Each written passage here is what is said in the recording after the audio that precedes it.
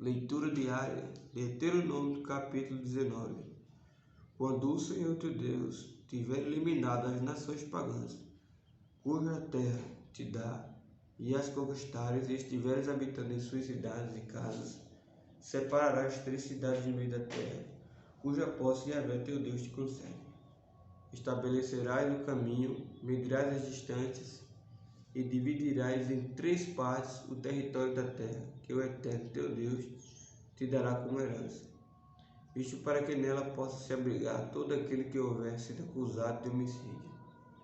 Se um homem, sem querer ou por acidente, matar alguém que não era seu inimigo, poderá ir para uma daquelas cidades e ali ninguém poderá executá-lo.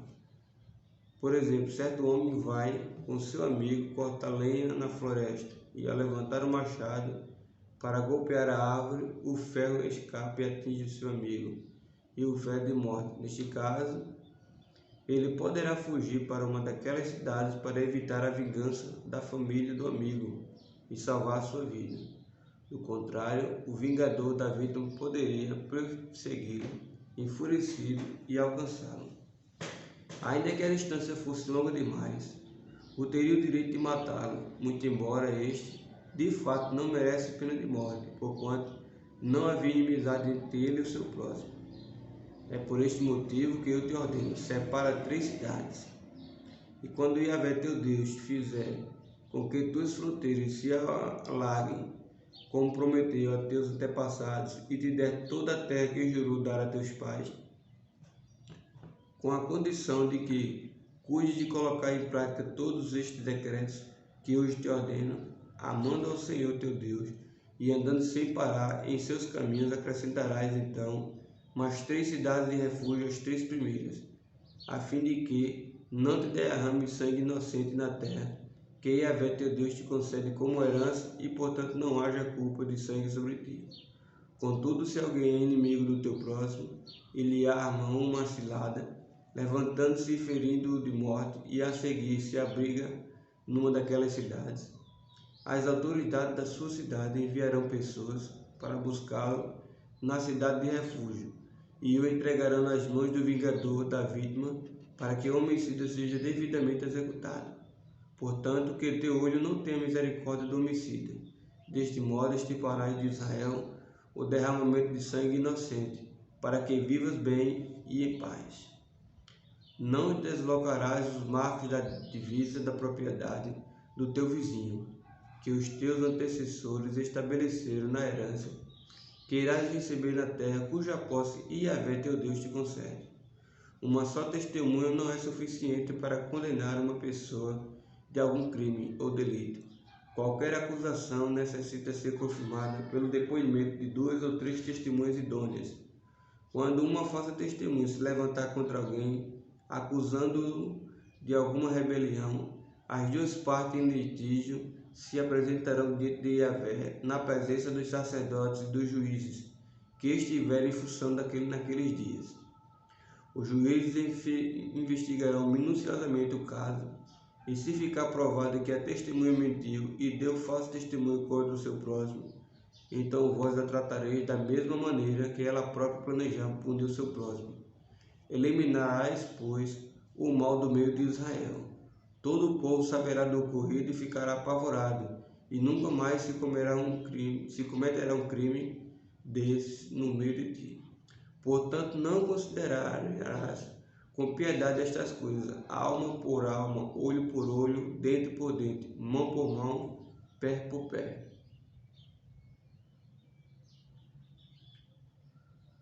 Deuteronômio capítulo 20. Quando tiveres que sair a guerra contra teus inimigos, se vires cavalos e carros e um povo mais numeroso do que tu, não te entregues ao medo, pois contigo está Yahvé, o teu Deus, que te libertou e fez sair da terra do Egito. Quando estiveres para iniciar a batalha, o sacerdote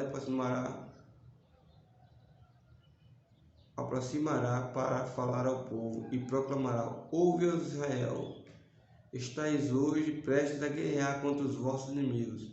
Não vos acovardeis, nem vos deixeis intimidar. Não vos atemorizeis, tampouco tenhas medo por causa deles. Pois o Senhor, o teu Deus, vos acompanhará e lutará por vós contra todos os inimigos, a fim de vos dar a vitória. Os escribas também falarão ao povo, exclamando: quem construiu uma casa nova e ainda não a consagrou? Que se retire e volte para casa, para que não morra na peleja e outro a consagre em seu lugar. Quem plantou uma vinha e ainda não colheu seus primeiros frutos, que se retire e volte para casa, para que não corra o risco de morrer em batalha e outro colha os primeiros frutos que lhe pertencem. Há alguém comprometido para casar-se que ainda não recebeu sua mulher, que se retire e volte para sua casa, para que também não corra o risco de morrer em luta e outro se case com sua esposa.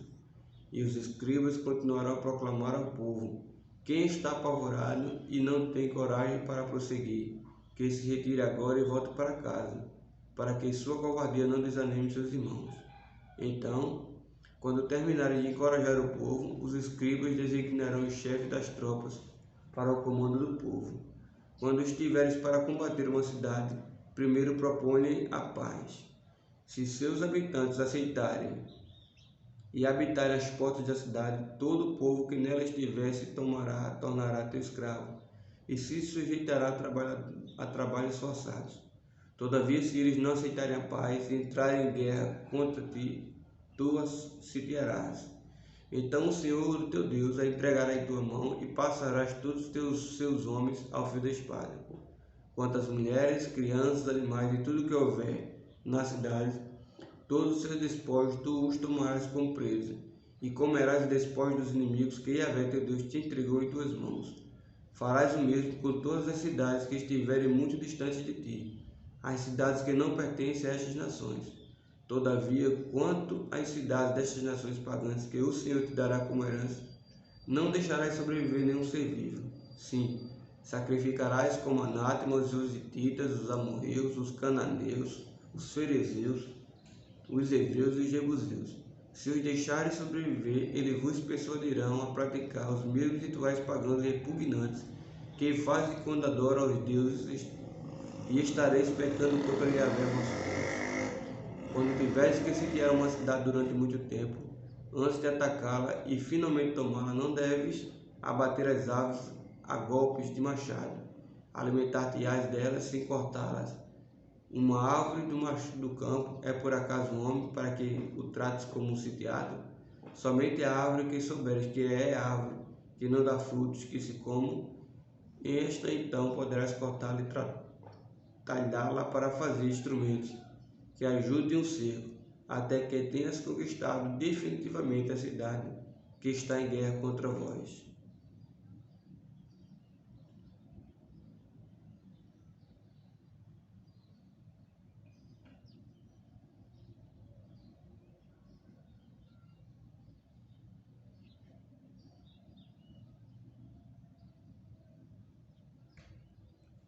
Salmo 89.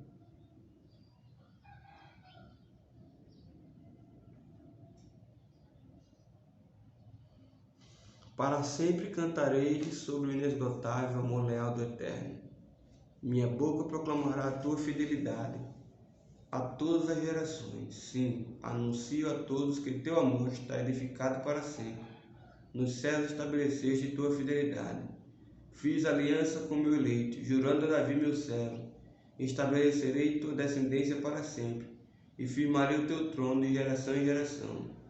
Os céus exaltam tuas maravilhas, Senhor, e tua fidelidade na Assembleia dos Santos. Quem nos céus se compara ao Senhor? Quem é igual ao Senhor entre os seres celestiais? No conselho dos santos, Deus é grande, temido e inspira mais temor do que todos que o cercam. Ó Deus eterno, Senhor dos exércitos, quem é igual a ti? Poderoso és tu, Senhor, e tua fidelidade está ao teu redor. Dominas a insolência do mar bravio. Quando suas ondas se sublevam, tu as amansas. Mataste e aniquilaste o monstro dos mares. Desbarataste os inimigos com o poder do teu braço forte. O céu é teu, tu é a terra, fundaste o mundo e tudo que nele existe. Tu criaste o norte e o sul, os montes Tabor e Hermon, entoam hinos de louvor ao teu nome. Tens o braço cheio de poder, a mão forte e a destra sempre erguida. A justiça e o direito são as bases do teu trono. Amor e fidelidade precedem a tua passagem. Como é feliz o povo que aprendeu a honrar-te, Senhor, e que se deixa conduzir pela maravilhosa luz da tua presença.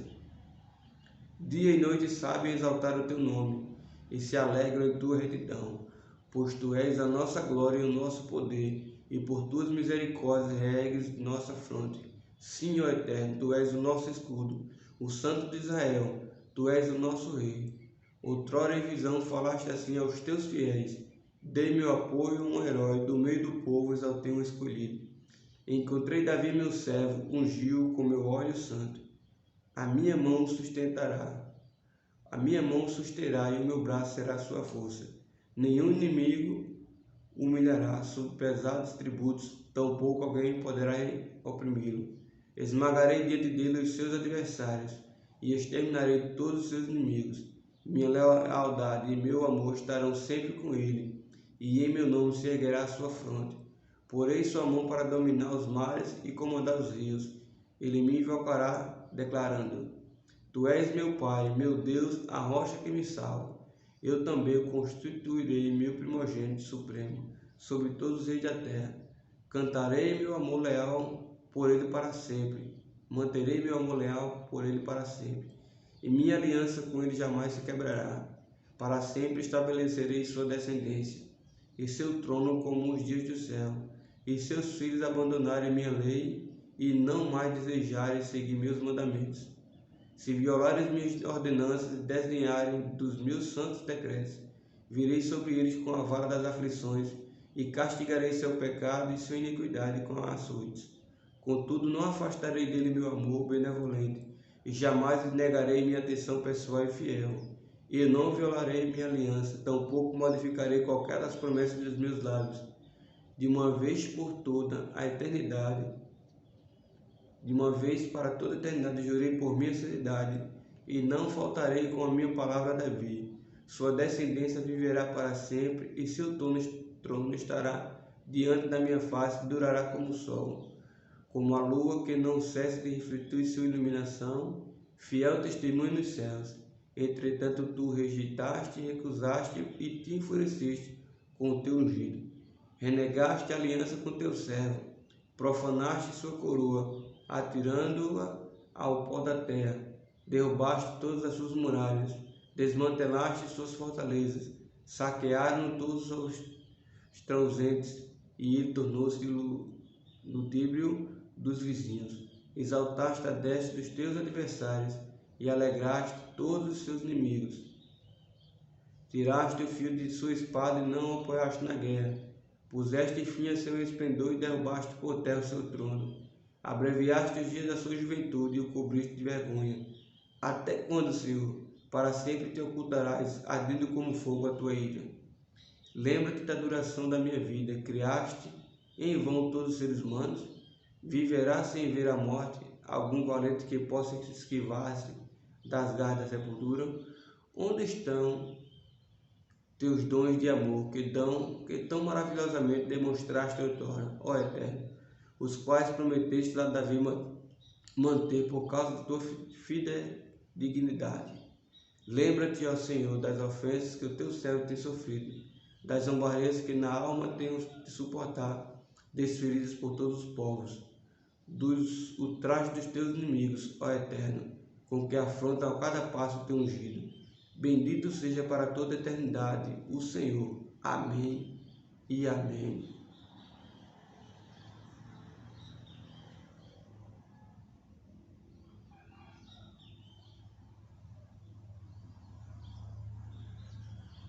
Atos capítulo 13. Na igreja de Antioquia havia profetas e mestres: Barnabé, Simeão, conhecido por seu segundo nome, Níger, Lúcio, Cirene, Manaém, que eram irmãos de criação de Herodes, o governador, e Saulo. Enquanto serviam, adoravam e jejuavam ao Senhor. O Espírito Santo lhes ordenou: separai-me agora Barnabé e Saulo para a missão a qual os tenho chamado. Diante disso, depois que jejuaram e oraram, lhes impuseram as mãos e os enviaram. Dirigidos, portanto, pelo Espírito Santo, desceram a Seleucia e dali navegaram para Chipre. Chegando em Salamina, proclamaram a palavra de Deus nas sinagogas judaicas. João Marcos os seguia para auxiliá-los. Depois de atravessarem toda a ilha de Pafos, encontraram um judeu chamado Bar-Jesus, que praticava feitiçaria e era falso profeta. Ele assessorava o procônsul Sérgio Paulo, homem de grande inteligência. Este mandou chamar Barnabé e Saulo, pois desejava conhecer a palavra de Deus. No entanto, Elimas, o mago, pois é assim que se traduz o nome dele, opunha-se a eles, tentando desviar o procônsul da fé. Contudo, Saulo, que traduzido é Paulo, cheio do Espírito Santo, olhando atentamente para Elimas, o repreendeu, dizendo: Tu estás cheio de toda mentira e malignidade, filho do diabo, inimigo de tudo o que é justo. Quando cessarás de perverter os retos caminhos do Senhor? Para que saibas que a mão do Senhor é contra ti, ficarás cego a partir de agora, e não verás a luz do sol por algum tempo. E no mesmo instante Elimas sentiu como se um nevoeiro o encobrisse e os seus olhos ficaram em trevas. Então, tateando, rogou a quem pudesse guiar pela mão. O procônsul, observando o que havia acontecido, creu, profundamente impressionado com a doutrina do Senhor.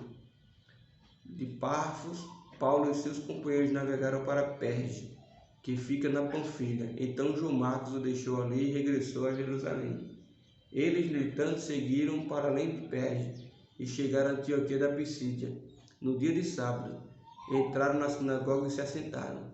Logo após a leitura da lei e dos profetas, os administradores da sinagoga mandaram que se lhes fosse feito o seguinte convite: Irmãos, se tendes em vós alguma palavra de encorajamento para nosso povo, dizei. Então Paulo, colocando-se em pé, fez sinal com a mão, solicitando a atenção dos presentes, e declarou: Caros israelitas e vós, gentios, que igualmente temeis a Deus, ouve. O Deus deste povo de Israel escolheu nossos antepassados e honrou sua gente durante o tempo em que, como estrangeiros, caminharam pela terra do Egito, de onde os libertou com braço poderoso. O Senhor zelou por eles com paciência no deserto durante cerca de 40 anos.